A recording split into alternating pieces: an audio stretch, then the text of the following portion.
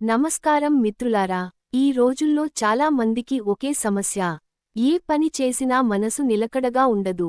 చదువుతున్నప్పుడు ఫోన్ గుర్తుకు వస్తుంది.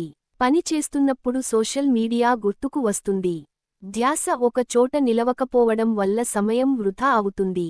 అయితే కేవలం 10 నిమిషాల ధ్యానం ద్వారా మన ఏకాగ్రతను, జ్ఞాపకశక్తిని, మానసిక ప్రశాంతతను పెంచుకోవచ్చు. ఈ వీడియోలో ఫోకస్ మరియు కాన్సంట్రేషన్ పెంచే శక్తివంతమైన ధ్యాన పద్ధతిని తెలుసుకుందాం.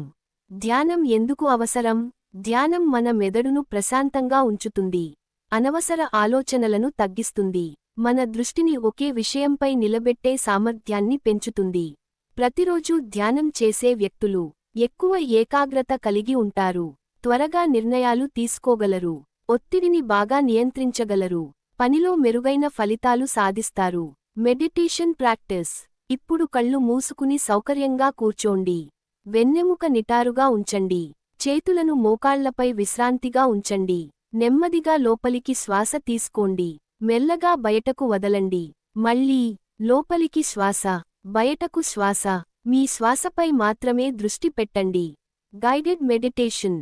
ఇప్పుడు మీ మనసులో ఒక ప్రకాశవంతమైన వెలుగును ఊహించుకోండి. ఆ వెలుగు మీ మెదడును ప్రశాంతంగా మారుస్తోందని భావించండి. ప్రతి శ్వాసతో మీ ఏకాగ్రత పెరుగుతోంది. ప్రతి శ్వాసతో మీ మనసు మరింత స్పష్టంగా మారుతోంది. మీరు ప్రశాంతంగా ఉన్నారు. మీరు స్థిరంగా ఉన్నారు.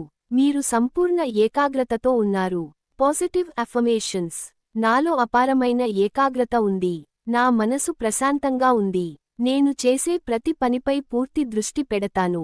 నా జ్ఞాపకశక్తి ప్రతిరోజూ మెరుగవుతోంది. నేను విజయాన్ని ఆకర్షిస్తున్నాను. నేను నా లక్ష్యాలపై పూర్తిగా కేంద్రీకరించగలుగుతున్నాను. ఈ ధ్యానాన్ని ప్రతిరోజూ ఉదయం లేదా రాత్రి 10 నిమిషాలు చేయండి.